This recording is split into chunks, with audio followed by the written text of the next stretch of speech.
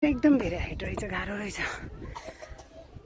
कति माथि ठाडो ठाडो ठाडो ठाडो मलाई ढलान बाटो रहेछ, लास्टै गाह्रो हुने रहेछ। अनि म चाहिँ स्कुटीमा भएर आउन चाहिँ सानो गाडीहरू पनि आउनु रहेछ। अनि आज एकदम आउन मन लाग्यो। कस्तो पुरा त्यो जङ्गलहरू अनि तल पुरै काठमाडौँ यस्तो राम्रो। यहाँ राति त कस्तो राम्रो सिन हुन्छ होला, बेलुकाको सिन त। तर दिउँसो भएर चाहिँ त्यति ऊ छैन, अलि ऊ चाहिँ छैन खासै। म आज सबै बनाएर घुमिसकेर अनि हाल्छस्। आजको नीलकण्ठ हाइटमा रहेको यो गुम्बा, व्हाइट गुम्बाको घुमघाम, खेल्ने ठाउँ पनि रहेछ।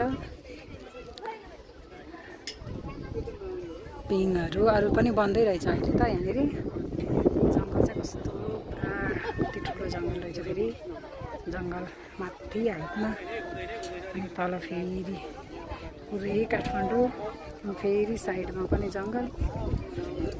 अनि यहाँ चाहिँ सिडी उक्लेर आएर यहाँ माथि चाहिँ गुम्बा।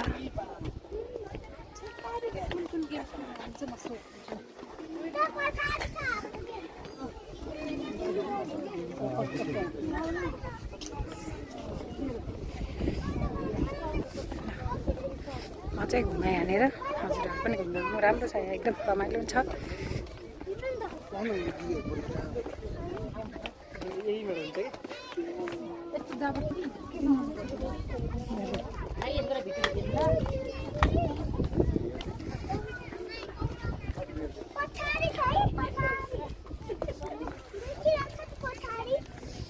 अब चाहिँ घुमघाम गरेर फर्कियो हामी चाहिँ। अलिअलि फोटो पनि खिच्यो, घुमघाम गऱ्यो अनि फर्कियो। एकदम रमाइलो छ यहाँनिर।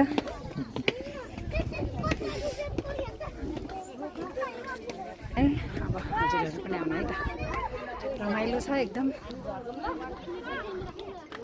घुम्नलाई पनि। हाइट पनि एकदमै माथि छ, हाइट पनि एकदमै हाइटमा छ, माथि एकदम हाइटमा छ। ल bye bye, love you all.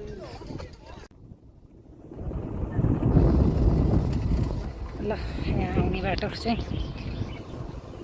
चाहिँ पुरा यस्तो छ है।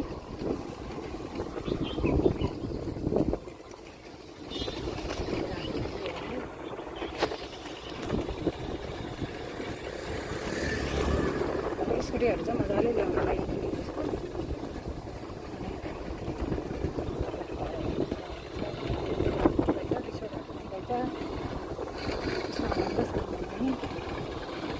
एकदम ठाडै ओह्रालो रहेछ। यस्तो ओह्रालोलाई यस्तो समयबाट त्यही ओह्रालो देख्छ लगाइदिन्छ।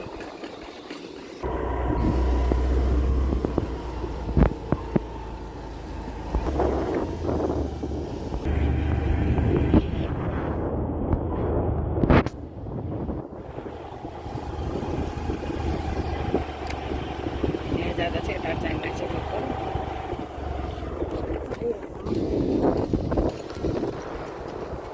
आउँदा ठाडै उकालो, अनि जाँदा चाहिँ ठाडै ओह्रालो, सिधै झर्ने टाइपको ओह्रालो।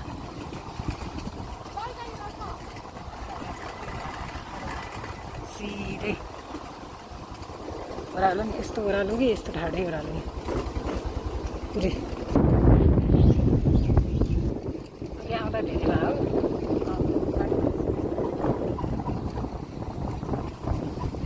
हाम्रो शीतला हो।